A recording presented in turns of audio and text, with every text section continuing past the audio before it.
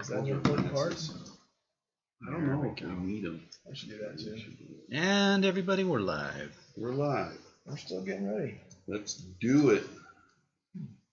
I've been sitting here just doing nothing. Curtis has been doing all the IT or the audio stuff, and Lance has been putting stuff away. Busy at He's the been. whiteboard. He's not stopped working all day. What's that? Here? Make these appropriately sized. Let me turn off my computer audio. All right. Welcome to Shop Talk Podcast, episode 13. I just realized. Can you just stop that? Sometimes I just sound like I have low energy, so you got to pep it up. Pep it up a little bit, hey guys. Because I'm not going to have a lot to add to this conversation. I feel. Yes, you are. You're going to have lots of good questions because you haven't really had the rundown yet. Oh yeah.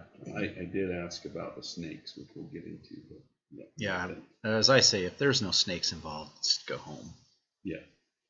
Anyway, so if you have been hiding under a rock like a big old tiger snake in Tasmania,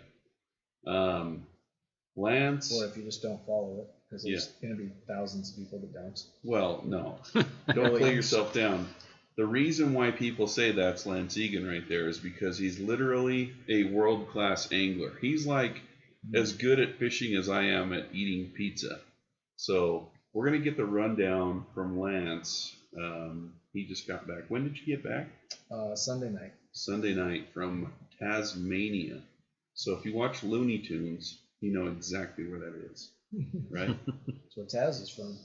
All right, so we do have the chat going on in YouTube. We'll try to get some of the questions to some of the questions as best as possible. But what else do we need to cover before we just jump right into it, Lance? I don't know. Let's talk about this first to dispel any myths. Okay. What's that sound? That's I got it now. I'm like, did I mess something up already? No, you're good. All right. How much Euro nymphing did you do in the comp as opposed to non-Euro nymphing? Very little Euro nymphing. What in the world? Wait. I can't believe that. It's because the competition rules state that if you're in Tasmania, you have to do Tasmanian you have to nymphing. Be the opposite. Which basically you just put a rod above you and you spin around like the Tasmanian devil, and the fish eat your flies. Well, that doesn't sound right. I don't think that's right. All right. Well, maybe tell us exactly what that means. I think the majority of the reason is because there were 3 lakes and 2 rivers, so there's not a lot of Euro nymphing to be done on the lakes. Well, you don't fish lakes in the comps, right? Those who want to do well do, yeah. So, lakes are a big deal. It was a dry fly game, I felt like. I mean, we caught some fish on nymphs, but it was a dry dropper type of situation. That's awesome. Really clear water, not very high fish counts in the rivers. The fish were not very tolerant of your presence, so you needed to fish fair ways off. So Euro nymphing where you have to get pretty close was, in some water types was still a good deal, but was not usually the best technique. Hold on one sec. We're resetting our audio. Experiencing technical difficulties again. Looks like it's Curtis has it dialed this time. So says this time Curtis is loudest, Cheech is medium, and I am a little hard to hear. That's just because because I was fixing a cold. I was talking really closely at first. Oh. So did we? We're adjusted. Now? I think we're good. All right. So we just we have until episode 35 to get the audio done. Yeah. For whatever reason, when we push go live, Stuff it wants breaks. to pull audio through the computer. So anyway, tell us if the audio is good now. It says audio is through computer microphones, I think. No, it's not. It's good now.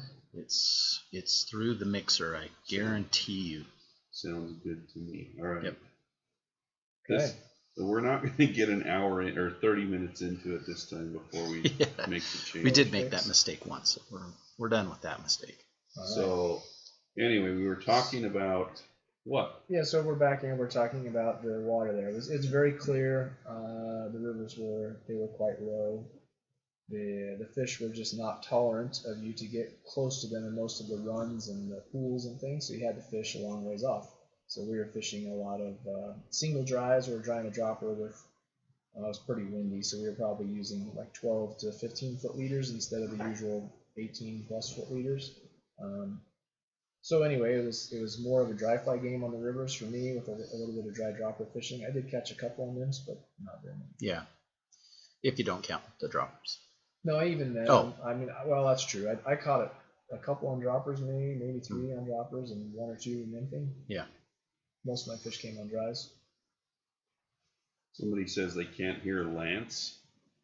Well, it says man up. Yeah, man up. I can turn his up even more. Yeah. Keep talking. I've got it pretty close to me, I think. Is that any better? I just think that they're expecting you to have somewhat of an Australian grovelly accent, right? I have a getting over a cold accent, nasally accent is what I have. That actually works really well for radio. It does. That's good to know. Usually I just have a face fit for radio, not a voice too. Somebody asked, his name rhymes with Smelly Marnes, asking if the toilets flush the wrong or the opposite direction. I didn't have time to check on those kinds of things, smelly Marnes or however you just said. Yeah, you're not allowed to use the bathroom when you're competing, right? Luckily, that's not the truth because that happens. No, I have no idea which direction they flush. I know that I've been to New Zealand a couple times, but I've never been to Australia at all. And I know just getting in the airport in Melbourne, just looking out the airport windows, the trees are crazy different there. Yeah. Just the landscape is very different than anywhere else I've been. Tasmania felt a little bit more like New Zealand to me than Australia looked, but still very different. Just eucalyptus all over and crazy bird noises and all that kind of stuff is very different. Flushing toilets, I don't spend enough time on the toilet. See, you should check your diet, Kelly Barnes, because if you spend that much time, do you know which direction the toilet flushes? You have problems. It's just an internet rumor, right? Barnes gives me a good opportunity to make fun of Barnes' diet. Yeah, that's true. He lives on a diet of bean dip and marmalade. Sausages. Yeah, Vienna sausages for sure. So, what was I know that as you practice for a comp like this, we have rivers around here, and you say that it was a lot of dry fly fishing and things like that. What was the main thing that you noticed was way different than you thought it would be? The fish counts on the river were way different than I thought they would be. They were much lower than I expected, and just the fish's affinity for dry flies was. I felt like they actually preferred dries over nymphs, which is not common. It's usually the other way around. So when you were searching, you were usually better off to try and find some fish just with dries. Even if they didn't eat, they'd come look. But most of them would just come right up and eat. Wow. Had a good presentation, a good dry. Mostly brown trout? I caught all brown trout in the rivers. There were a few rainbows in one of the rivers, but very, very few. Mostly brown trout. One of the lakes also had rainbows. Yeah, I wonder if my mic's even on. Yeah, we're trying to figure this out. It says it is. Yeah. Hello. Let's try twisting this thing. Does that make it any better? We tested it. Yeah, you're marking on the mixer, and the mixer is the only thing coming in audio wise. So let's see. We get half the people saying that it's fine, and the other half not. So half say that it's good, half say it's not. Yeah. Well, we'll have to go with it. For those of you who say it's not, tell us what kind of speakers you're listening through, because it might be that your Dell Inspiron speakers are bad. So that's never a bad thing where you have fish that are super willing to eat dry flies. No. What type of dry flies were you fishing with that? I was fishing some strange CDC patterns that don't really have names, but that's really all I fished were hot spot, like a orange butt, dark body, CDC wing, or a royal wolf type body with a CDC wing. No hackle, just CDC. I'm not describing them. They're very different than what most people would probably envision dry fly wise, but I don't know that mattered much. Our guide was really a fan. The guide is named Maxim Borashaka, and he's a competitor in Australia, has been for a long time, so he knows his way around. He just likes good old royal wolf or like a black clinkhammer. Some pretty basic pattern. I don't think that the fish were really that particular about pattern.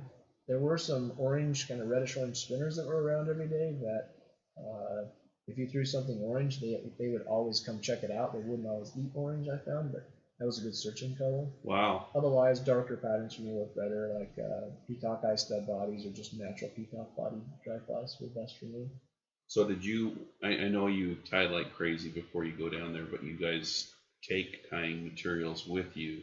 Did you find that most of the flies that worked for you in the comps were ones that you tied when you were down there, based on local knowledge, or were they flies that you had with you already? The nymphs were, so again, our guide had us pretty cued in before we got there fly-wise, so we had tied a lot of the nymphs beforehand. I still tied more of the same nymphs, but the nymphs were, I mean, I caught fish on regular Frenchies and thread Frenchies, and then the guide had a little pink beaded orange tag nymph that worked pretty well.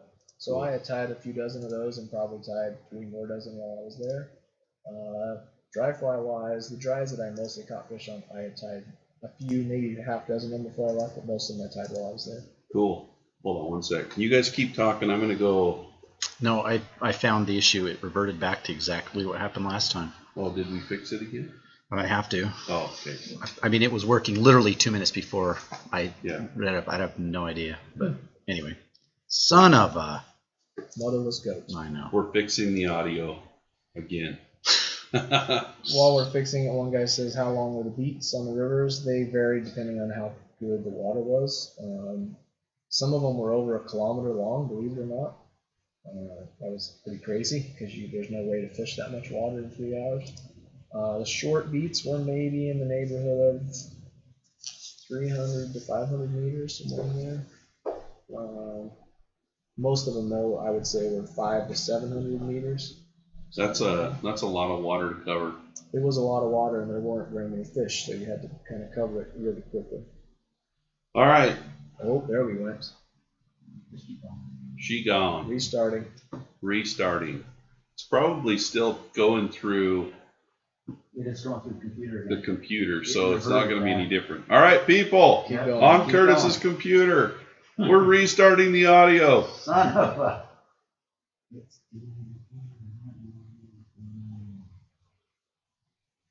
Technical Just keep difficulties. talking. It's back now in the headphones at Yeah, least. it'll be back in the headphones for that. When your dry dropper set up what weight rod fly lines you're using. I was using 3 weights for the most part. 3 weight fly lines for dries. 3 weights. Bear with us, people. We're making it work.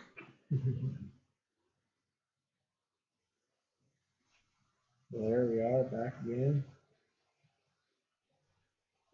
Okay. Hopefully we're going to try to keep Curtis from pulling his hair out. This is nuts. That's not even showing up now. Not showing up. Any technical difficulties? Well, we'll just have to put the computer over by Lance.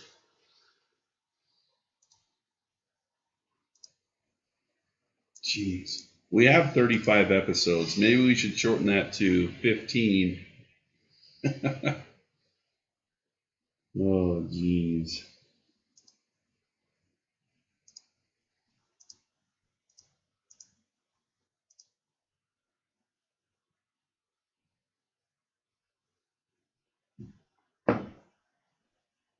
Blank silence. I don't know. It's not. Nada? Was that? No. That's, And that would gone in here again. yeah, that won't matter. Does this button have to be pushed down? No, that's not even in there. I know. That's why I'm trying to get it. I'm leaving it on. Stand by. Sorry, guys. Stand by. I mean, you guys may as well just keep talking. It could be a while. Stand by. We just need to talk louder, I think. Well, we can talk loud for a minute. Somebody All right. asked if I got sunburned. No, because I wore sunscreen and buffs every day. Buffs Deluxe. I got windburned, for sure. So talk to us about the crazy wind. Crazy wind. What The was wind that all was about? relentless. Most of the locals said it was the worst wind they've seen in ever. Because you brought a bunch of foreigners in to catch all their fish. Yeah, they had planned the competition really well. It was very well organized. The one uncontrollable was weather, and that's really what got them. Everything else went pretty smooth. The wind was just literally relentless. It was on most river beats, it was really swirly and blowing constantly. On the lakes, it was blowing from like 20 to 60 miles an hour. When I was on Woods Lake in session 2, there were water spouts picking up all over the lake.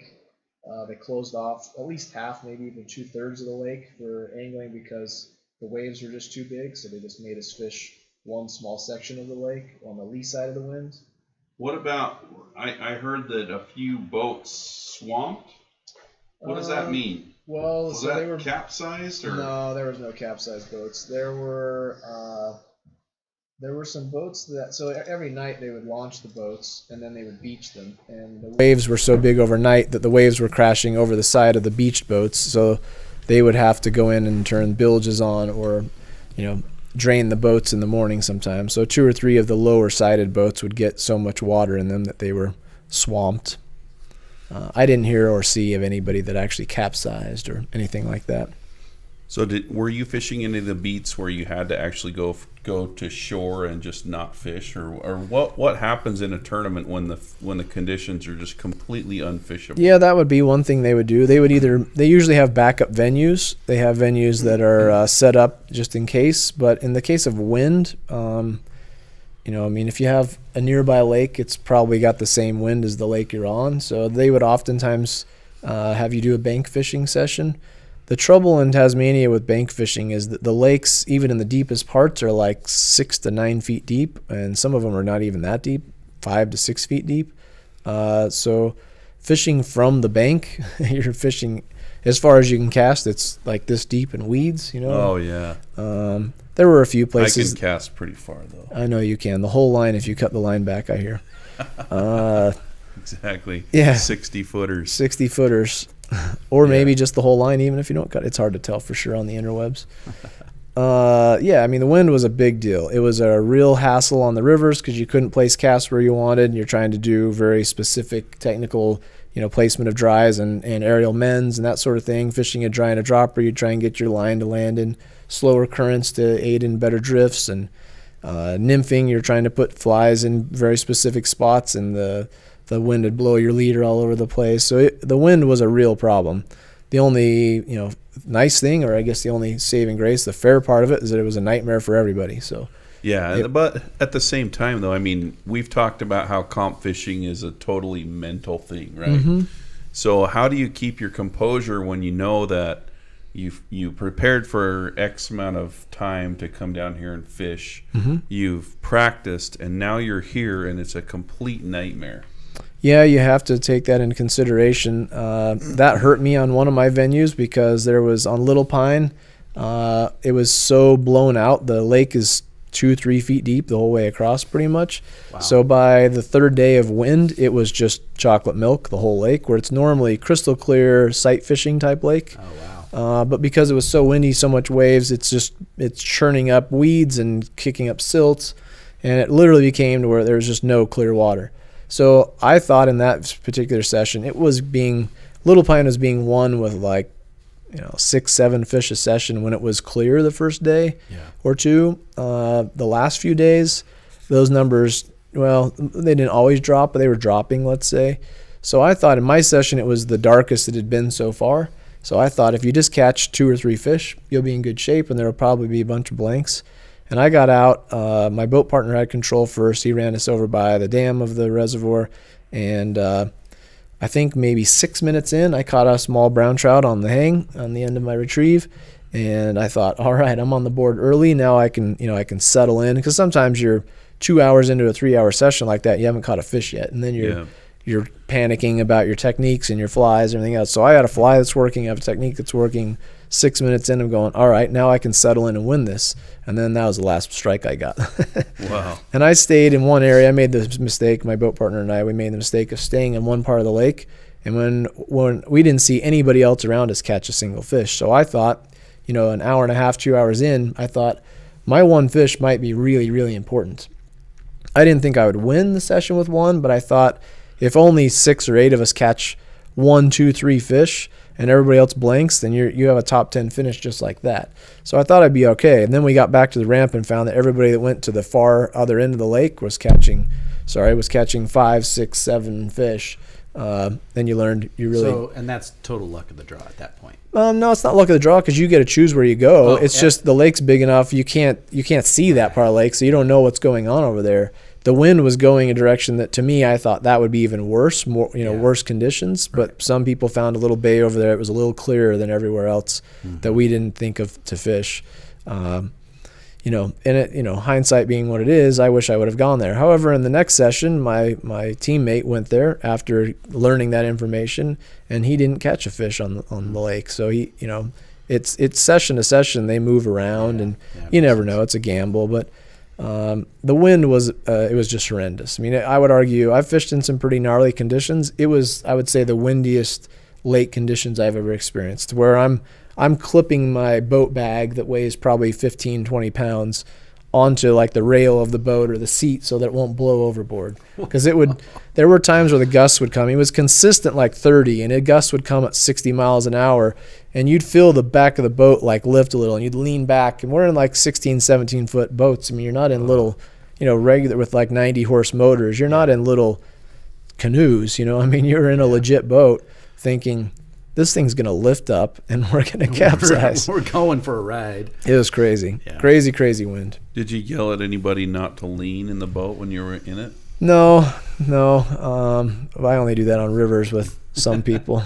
That's not cool at all. We're going to go down. Well, you only have to worry about that when the river's at flood stage and we're running a small raft that barely has any freeboard as is, and the waves were coming over the boat. Then you have to worry about leaning. Yeah, that's true. People are asking, what fly was it that you used in the lake? Well, there wasn't one fly.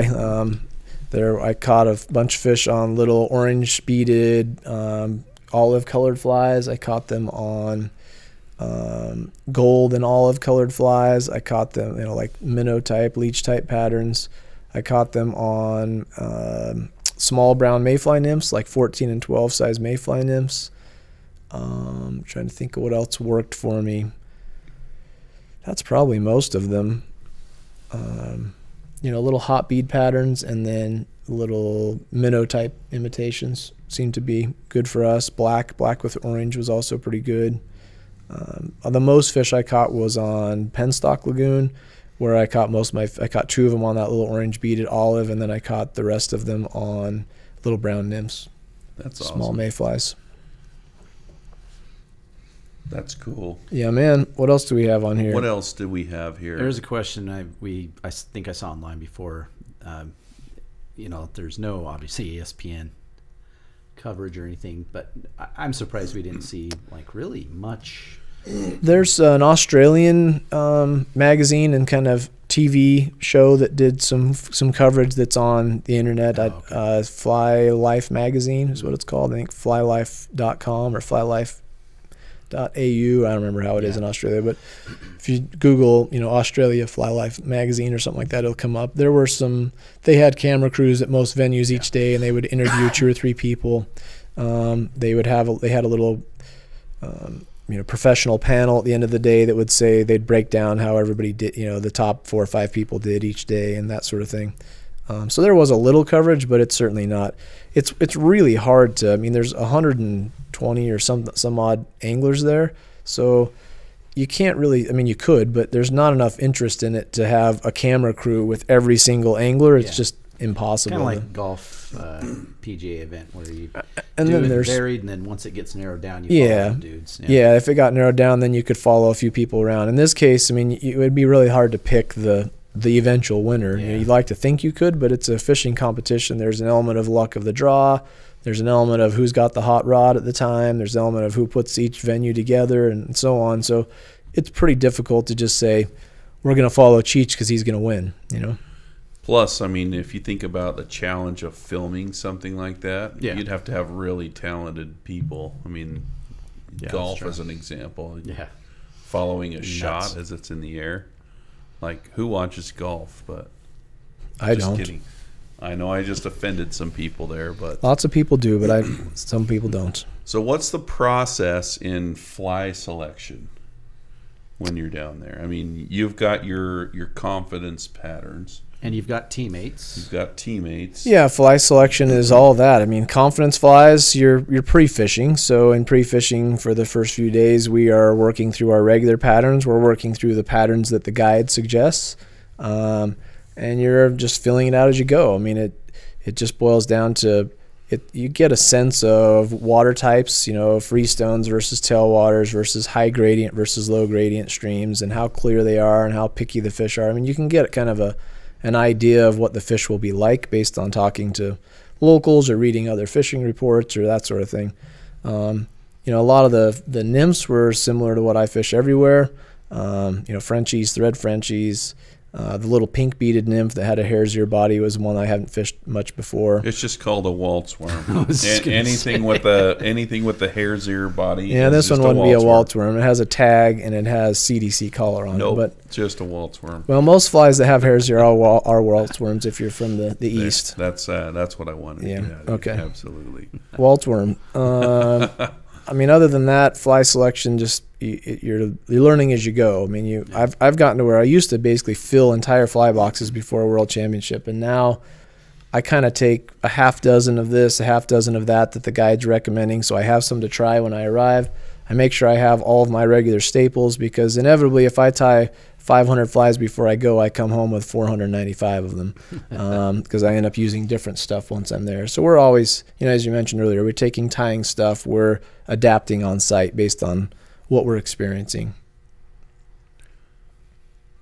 One guy says, where was it?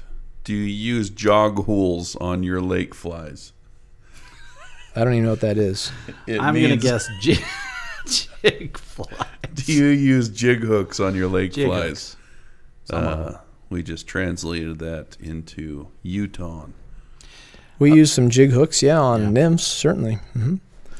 Here's a good question. Would you go back there to fish? Yeah, I would. I would go back. For me, I would go back to fish the lakes in better conditions. I thought the lakes were really cool.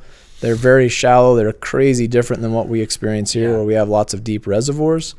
A lot of theirs are actually Polaroiding on the lake. Polaroiding, it is. Yep, they all call sight fishing Polaroiding, which was kind of a crack up for us because we'd never heard it called that before. But to Aussies, there's no such thing as sight fishing. It's Polaroiding. There you go, guys. Let's patent that term. All rights reserved.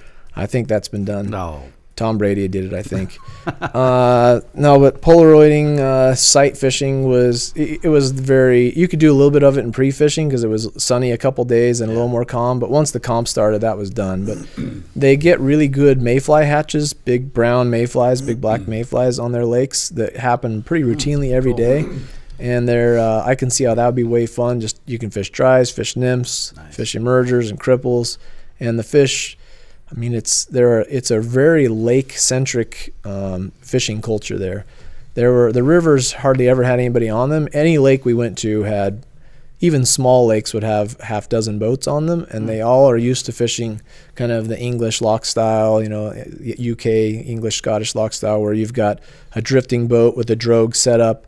Most of them have pretty elaborate drogues with floats and weights and ways to adjust how the drogue steers the boat, and really cool stuff. And we were all just taken away. All of Team USA was taken away at how technical the lake fishing culture is in Tasmania. Because back home, we have lots of lake anglers, but they tend to be trollers or they tend to be indicator guys. Yeah. Very few people fish banks. Very few people fish like a lock style technique where you're fishing ahead of your boat instead of dragging behind the boat. Wait, you can't just use a Minn Kota there? No Minn Kotas. Minn Kota free zone. No, it was really cool to see. And the number of even just bank anglers, people just walk out on a point and just hang out because the fish are known to come into really shallow water there. And they certainly did that. I mean, you're catching fish in, a foot, 2 feet, 3 feet of water. And when the hatches are going, they're rising, they're tailing. You're seeing fish, trout that are large, that are right in the shallow. So I would go back there for the lake fishing. The river fishing, the locals tell us it gets better normally. The weather we had was, it was their first few days of summer there, and it was snowing and sleeting and raining and freezing temperatures. So it wasn't a normal, temperature experience. So maybe it's hard to base it on one experience. They all say it's better than what we experienced, but based on my experience, I would fish around here on rivers much before I would go there, but the lakes were really cool. Yeah, that makes sense. There's some really big fish there too, right? In the lakes, or Yeah, there are some giant fish. I think in the competition there were a couple fish that were in the 24-inch range that were caught. I caught one in the 22-inch range, was my biggest. There were quite a few that are in the 18 to 20 range, and they're all well built. There are a lot of them that are in that size, and they're wild browns for the most part, which is really cool. It's a really neat lake fishery for sure. If you're a stillwater angler, I think it's a place to visit for sure. It's a jaunt to get there. yeah. It's a bit of a jaunt. Somebody asked, would you go back just to fish? Yeah, that's what we just answered. Oh. Cheech. Yeah. Sorry, I'm commenting to people that say that Lance's flies don't work on tailwaters. Yeah, a guy said, I tied a lot of your tractor patterns and you're running without any luck. Well, you got to keep trying. You can lead a horse to water. Had to revert back to natural and started catching. Any suggestions? Well, I would use what's working personally, but attractor patterns work. I mean, if you talk to all the competitors in this competition, very, very few people were using really, imitative stuff, attractor stuff with bright beads and orange or red or hot pink, hot spots or tails. That was what was catching most of the fish. Yeah. My suggestion for man up is that you've got to get in your head that attractor patterns will work. Because if you try them for 5 minutes and they don't work and you go back to the flies you've caught fish on before, well, then they're not going to work. Also, I miss it. It's a confidence I put on thing. there that work on your presentation. There's a You chance could. that you're not using the right tippet. Yeah, if You he's know, catching them on regular patterns, he's catching them somehow. So he must Yeah. be doing something right. But I'm with you. Attractor patterns are not always the way to go. Yeah, it depends. I mean, But generally speaking, for me, I catch way more fish on attractors than I do really imitative stuff. I think that's why he's made that comment, because I've soaking them in made that fish comment oil lots is of what times. you're doing. I don't do that, but you probably do. Power bait's what I like. It's Final technology. standings, team and individual. What? Final standings. So we had France, the Czech Republic, and Spain were the three medalist teams. Then Italy, then the Finland, and then Italy, and then the USA. We were at 6th place. Then Australia, England, and Slovakia were the next few, and then Ireland finished out the top 10. So a lot of lake, centric countries in there, as well as France, the Czech Republic, and Spain are three just traditional team powerhouses that, whether it's lakes, rivers, whatever country you like, those are teams that tend to be in the medals. Just really good overall. Always really good no matter angling what. Countries. Australia had really high ups and really low downs. They had days where they just killed everybody, and they had a couple days, one in particular, where they just really killed themselves. There was a lot of talk that Australia was going to beat everybody because their guys fish the rivers and the they know lakes them. immensely. Mm-hmm. They know them really well, and I think they would have probably fared better if the conditions were more like they're used to. Right, I yeah. think that the really poor conditions actually benefited the rest of the countries because kind of got rid of the home field advantage. yeah, I mean, they still knew which parts of the lake to be in and that sort of thing. They'd had some experience there, and maybe had some confidence flies, but it just took them out of their regular, look, we go here and we do this. You know what I mean? That their regular programs had to be changed because some parts of the lake were unfishable. Yeah, that makes sense. There's a question here about the teams. What are the things that keep the Czech, Spanish, and French teams consistently at the top? What do you think that is? I don't know the answer to that. I know when you talk to Spain, at least, they talk about, my friends on the Spanish team all talk about their camaraderie on the team, that they work together as a team. We've tried to do that for years. I say tried. I would say we have done that for years. We have a very good core to our team with a new person that gets mixed in here and there. We share everything. We work together well. So, I mean, I would argue that we work as well as anybody as a team. They just have very highly skilled competitors that have lots of competition experience. A lot of those countries are smaller, so they'll have competitions every weekend or every other weekend, and many of them can compete. Yeah. We're such a geographic anomaly that way. We're just so big. To come from Pennsylvania to fish a competition in Colorado is a long way. Yeah. And California to the east or wherever, it's hard for us. We have one team practice every year normally, so We'll meet as a team at regionals, but we won't have everybody on Team USA there. We'll have 2, 3, 4 of us that are there at a time. And so that's a little bit more difficult for us. But I mean, there no excuses. They're just really good anglers. I know Americans tend to think we're the best at everything. We're not. Newsflash. Yeah, newsflash is right. We're really good at many, many things, right? But I think we get ingrained into us that we should dominate everything. And I don't think that there's any reason we shouldn't. We just haven't been able to figure out how to do it at fly fishing. We've medaled a couple times as a team. We have never won it. We've been silver and bronze medalists both as a team, and then we have 3 of us that have ever medaled all bronze individually. It's not very easy. I know people think they'll be listening to this going, well, if I went, well, I would win. Well, I encourage you to try because it's not as easy as you think. Yeah, for sure. You get to a bus full of former world champions and people that have been competing for 25 or 30 years, and you think you're going to get on there and beat all of them.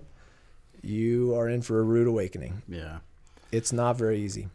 The funny thing, like when I look at how much Lance does to prep for these worlds and any other competition, when I kind of think about the level of attention and dedication, whatever you want to say, that I give to my fishing, it's a next level kind of a thing. And you look at these teams that have been doing this for a lot longer than the U.S. really has. Yeah. I think that's, there's a big part of that. I think there is. I think it would blow people away to really know to what level of dedication and work goes into like practicing. Yeah, for team. You can't just go out there and, hey guys, I'm going to start to compete today. No, you're right. To do really well, you have to have the mindset of I'm going to improve, because you go and you realize you're not as good as other people at certain things, and there's 2 ways to come away from that.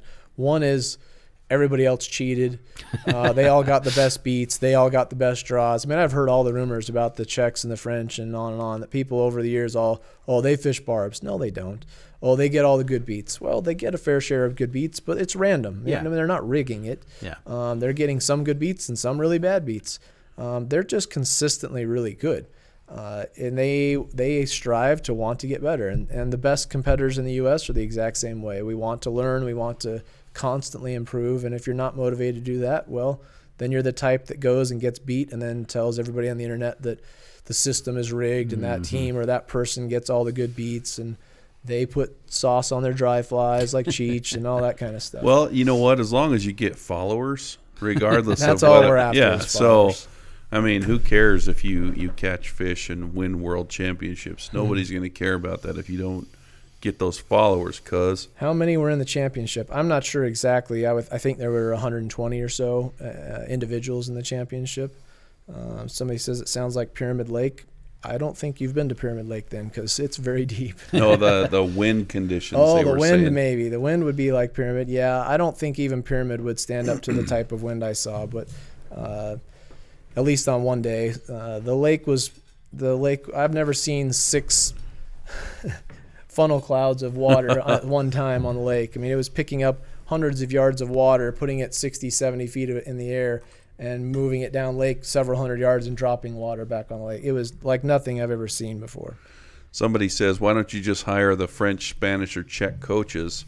One of the things that we talked about last time is who would have thought of that? We've already done that. Well, yeah, the competitive fishing world's a very, very tight-knit community, and Pablo came to the United States to train these guys. So yeah, we had Pablo from the Spanish team here last year. We had Julian from the French team here 2 years ago. I mean, we've done that. We've had former world champions in Vladi from Poland come and work with the team. Trust me, the team, I know everybody thinks because we haven't won that we haven't done anything, but the team has exhausted just about everything we can think of to get better, and we're not the only ones doing it. The Australians have Martin Droz, a former world champion from the Czech Republic, that works with their team and has the last several years, and they're getting better because of it, and we're getting better because of it. But you're playing catch-up.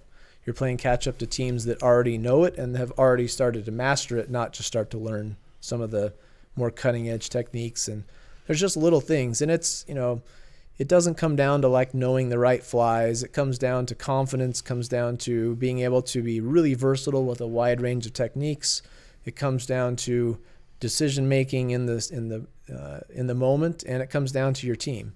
The more you rely on your teammates, the better off you are. I know it's easy for me to say, but I've been to 13 world championships. I've had lots of opportunities. I've finished third place, bronze medalist once. I've been sixth once. I've been, I don't remember all of them, like 10, 11, 12, something like that once. I've been in the 24, 22, 25, 27, in the top 30 or so a bunch of times. And I've had a handful of like 72 and 92 or something. Poor finishes. This year I was 44th. I went from being bronze medalist a couple of years ago to this year I was 44th place. That's not where I want to be.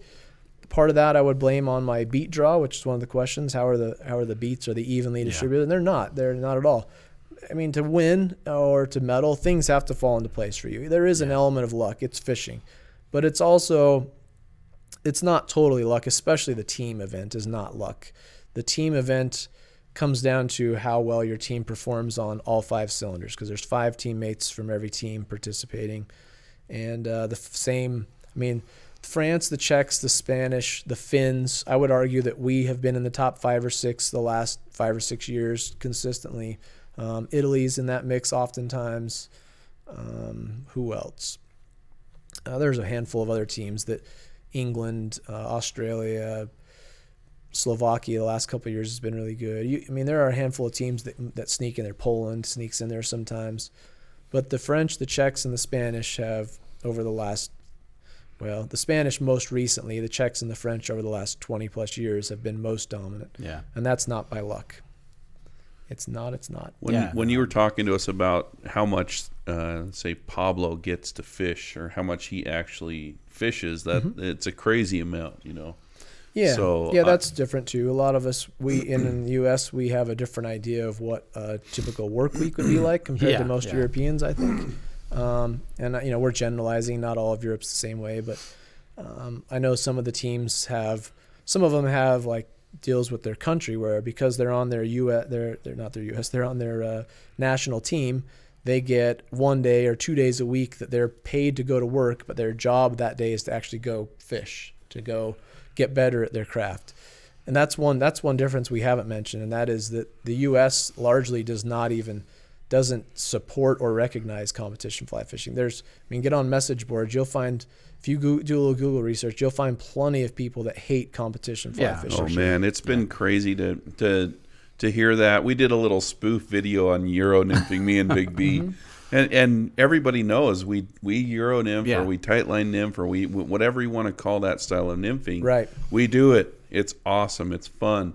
And we get so many people that thought we were really taking jabs at Euro nymphing, and they're looking at any chance they can to just stick it pile to on. It's like, come on, guys. It's actually a very, very technical thing.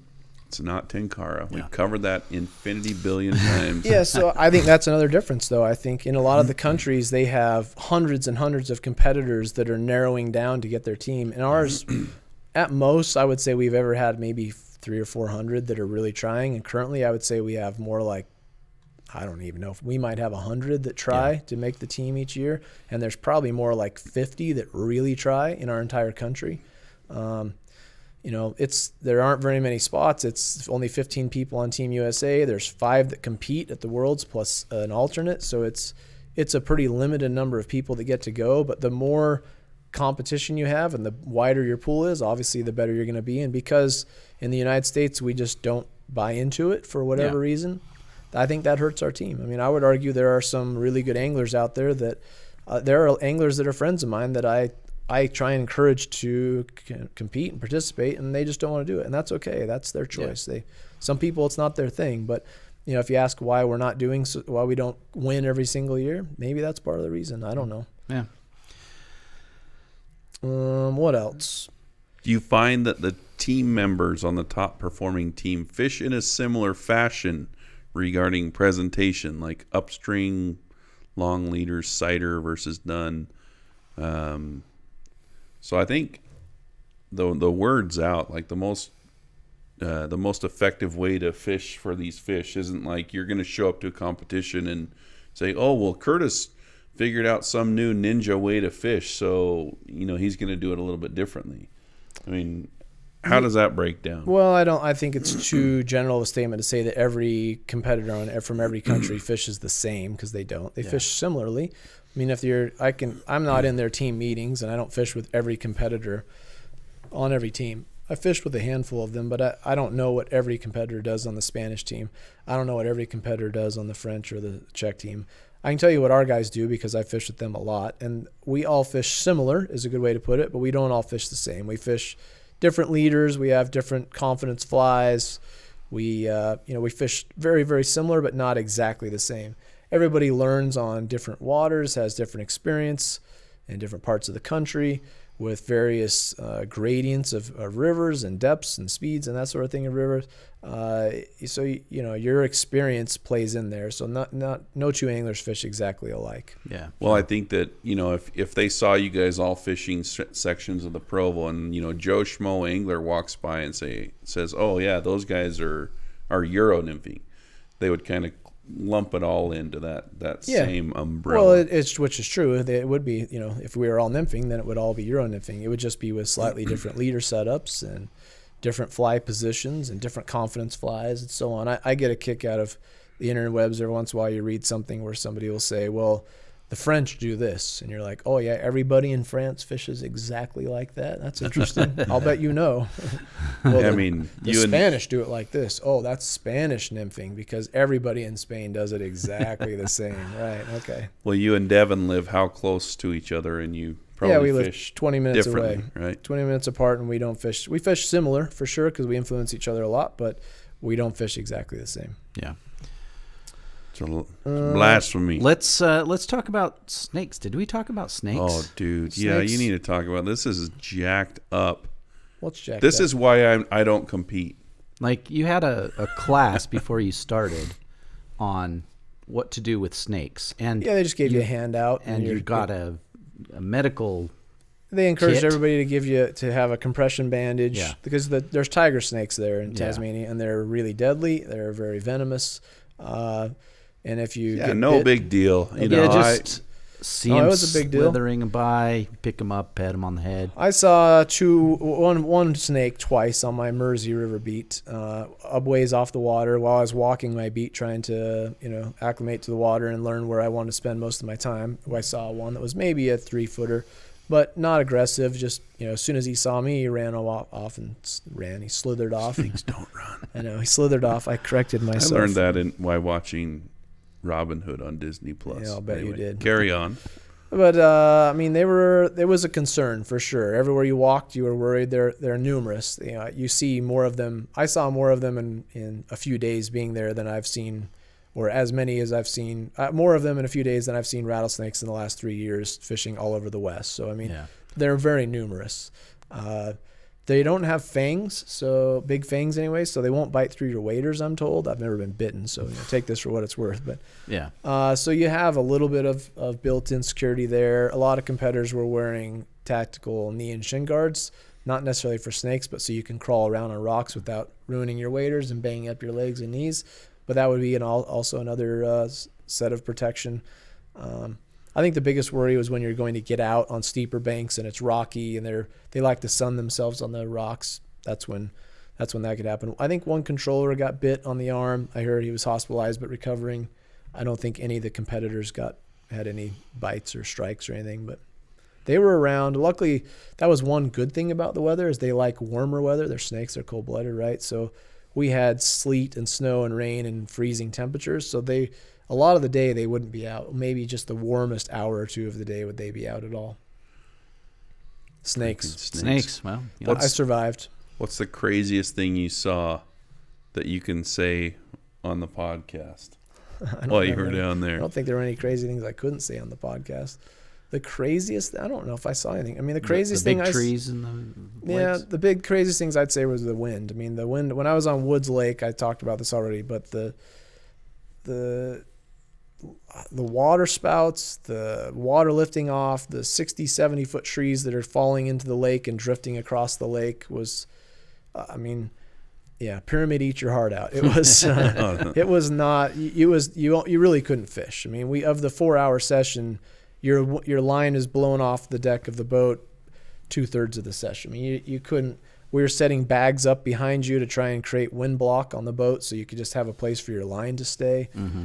It was absolutely. And this is on the lee side, fishing right near the banks on the lee side of the wind. I mean, if you went out into the lake, it was you'd lose your boat. It was that bad. That's crazy. Hey, before we ask a single other question, I need everybody listening to mash that thumbs up button. This is a good tactic to get likes on our videos, just to be quiet until we start. Because it helps you see the rest of our videos. Yeah, so subscribe, give us a thumbs up, and we shall not say a single other thing until we see that go up. Oh, Jordan Wilcher asked a good question. Do they have Dr. Pepper in Tasmania? He must know you. Yeah, I didn't see any Dr. Pepper. Yeah, that's or hardly any soda really. We found some lemonades, a Coke here and there, but there wasn't a lot of soda there. I couldn't do that, man. Water and beer were wine, beer, water. That was. Yeah. I lived on a steady diet of water with the occasional lemonade. Water with lemonade. For you. No, not with, just one or the other. We did have a question a couple times. It might have been the same question, but how long do you stick with your fly before changing? Well, it depends on how much you pre-fished it and how much confidence you have. I mean, if you're fishing it in great water that you think has fish in it and you're not catching it, you're going to change it. Yeah. You can't answer that question. Yeah, There's too many variables. Factors. Yeah. That's one of those questions everybody likes. If you only had one fly the rest of your life, I wouldn't do that to myself. Yeah. I would. I know exactly what I would fish. You would, wouldn't you? Yeah. What else? Did I talk to the French team at all? Yeah, I shared a boat with a French team member, and I wished them all good luck, and I told them all well done at the end. I talked to nearly all of the French team. And it's pretty friendly, from what you're saying. It is, yeah. I mean, it's in the competition. Everybody's out to compete, so nobody's like, hey, you should try this fly today. It's been killing them for our team. Nobody's doing that. But at the end of the competition, everybody pretty well shares information. When you're on a boat with another competitor from another country, and it doesn't always happen, but 99% of the time, the two team members get together at the beginning and say, hey, we know that everybody knows, it's no secret. It's best if you work as a team, because if we're going to be, rivals and we're going to try to be at each other's throats, yeah. Both of us suffer. Yeah. If both teams can work together, both team members can work together on the same boat and say, here's the places we think we should fish, and you're not sharing flies necessarily, but you're at least working together to some degree to where both people have an equal opportunity, and you're trying to work together as a team so that your boat catches the most fish and let the best man in the boat win. That's usually what happens, and it's really not cutthroat at all. I mean, I was telling you earlier, one of my favorite parts, like I said before, I've done 13 of these world championships. One of my favorite parts of going is you see all your friends from all the countries, whether it's the Netherlands and Spain and France and the Czech Republic and Australia and on and on and on. You have friends from England and Scotland and everywhere. The kind of friends that would say, hey, if you're ever in my country or my neck of the woods, give me a shout on Facebook and we'll go fishing kind of friends. And it's really a kind of a close knit society. Yeah. It's really cool. Lots of like-minded fishy people that all want to do the same thing. Yeah, no, that's good. I think it's also kind of nice to do podcasts like this where you can talk about a lot of people don't know about the competitions and kind of how it's set up and why you do it, and it's interesting. Yeah, not for everybody, of course, but no, competition's not for everybody for sure. One question that's interesting is, how do you guys pick who goes to the competition? So we have a cycle, we call it, a process. So there's a points system that you go to regionals and you go to nationals or worlds, as the case may be, and you earn points based on your finishes. And then the top 15 points earners in the country make Fly Fishing Team USA. The top 3 are guaranteed to go to the worlds. And then after that, the 15 people that make the team and the captain and the manager vote on who they think is best for each venue. For instance, this year it was lakes, centric. It was 3 lakes, 2 rivers. So we tried to send guys, I think at least I voted on guys that I thought would be best on lakes that are also good on rivers. Where if you have guys on Team USA that are really good on rivers but terrible on lakes, this wouldn't have been the world championship for them. One where there's maybe one lake and 4 rivers would be better for that type of angler. So that's how the team is selected. Somebody asked how much luck is involved. There is some luck involved in the beats, the river beats at least. The lake, you make your own luck because you go, for half the session at least, you go wherever you want to go because you have control of the boat for half, and your boat partner has control of the boat for half the session. On the rivers, it's a random draw. So, using myself as an example, I finished 44th, which is not one of my better finishes. I lay blame mostly on I had 2 lake sessions that I did not fish as well as I should have, but I also had a river session where I haven't gone through all the beats yet, so I couldn't say for sure whether I got the worst beat or not, but I got a beat that of 5 anglers that fished it produced 6 fish total. So. And these are world-class Yeah, anglers I mean, there was a guy that saying, weren't "Well, it fishing can't grumpy be." frumpies. He was a little upset that I think you were using the luck term, but there absolutely is luck involved. No, there's luck in the draw. You obviously have to be good, but from the draw, that can be a huge factor. That beat a Belgian guy fished it first. He got 1 fish. Then a French guy fished it, who were the world champions. He got 2. I fished it 3rd. I got 2. Australian fished it 4th and got 0. The home country got 0. And then I'd have to look up who hit it 5th, but somebody hit it 5th and got 1 fish. I have it on I always break down my beats, but the Netherlands got 1 fish on it on the last session. Yeah. So it was a beat that there were 1 through 9 on the Mersey River. We called that the death bus. If you drew beat 1 through 9 and you went on the bus that took beats 1 through 9, you knew your competition was done because at least medal wise, you're still fighting for the team. You're still fighting for as good of a place as you can get. But you realize right there that you don't have any chance at placing as high as the other beats that were downriver. Yep. That's not on purpose. The team, when they set up the beats, they didn't purposely sabotage anybody. Yeah, they can't guarantee that the entire length of the river is going to fish equally the same. They thought it would fish really well. Yeah. It didn't. Yeah. That's just the way it is. We've had 3 people ask about leader setup for lakes. Leader setup for lakes. Well, we've talked about this on our previous YouTube videos. Yeah, Well, yeah. very similar. So my leader setups on lakes are a little bit of 20-pound tests. I use Seagar and Vizex that I needle nail knot to my fly line, or if it's a monocore line, I just nail knot it. I blood knot a little bit of 15, so like 20 inches maybe of 20 and maybe 15, 18 inches of 15. I put a tippet ring on there, and then I run straight tippet from there down. So depending on the lake, we are usually fishing 2 or 3X because they were large fish and they would eat really hard. For nymphs and streamers anyway, I was fishing mostly 2X with streamers and 3X with little nymphs. And I usually run a 3-fly rig, so I'll run from the tippet ring, I'll run about 3.5, 4 feet to the first fly, triple surgeon's knot for a tag to a dropper, about 5 to 6 feet to my second fly, triple surgeons and a dropper, and then 5 feet or so to the point fly, and you tie on the terminal end. That's my regular lake setup. Yeah. And it crushes. Yeah, it works well. It gets down well. People they want to cheat it and just buy a taper leader, and that will catch some fish. But the butt section you buy on a regular taper leader is too thick and too long, so it won't allow your flies to get to the same depth. And when we fish rivers, a lot of times we're fishing big dry flies, streamers, that kind of stuff. So really, we don't Euro nymph every time we go to the river. If there are, more visually entertaining options, I guess. But on lakes, most of the time it's that same rig because it absolutely crushes. Yep. We're coming up on 8 p.m. We are. Are there any other crazy... Thanks for the audio feedback. I now know the cause as well as how to fix it. So I won't never say never, but I now know how to make it not happen again as well as fix it. But I think what will make the audio better if you guys drop off more Dr. Peppers and energy drinks. Those purple monsters. Except for I haven't been down in the energy drinks very much. That's true. By edict of Kelly Barnes. Somebody says, is the public fishing while the competition's going good question.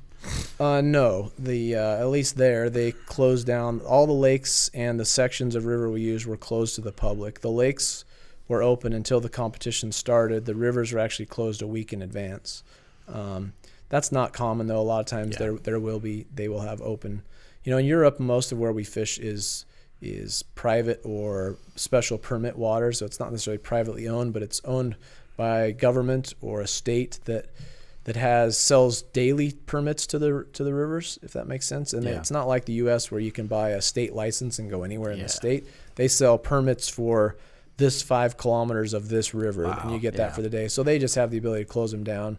When we had it in the States in 2016 in Colorado, that we used some private and some public water. And the public, they just put signs up months in advance saying on these dates there will be the World Championships here. It's still open to the public, but we would encourage you kind of to fish out. You don't want to fish where the competition's going on. You do better going somewhere else anyway. And they're not using the entire river, just small sections. So that varies depending on where you're going. But Sippy cup.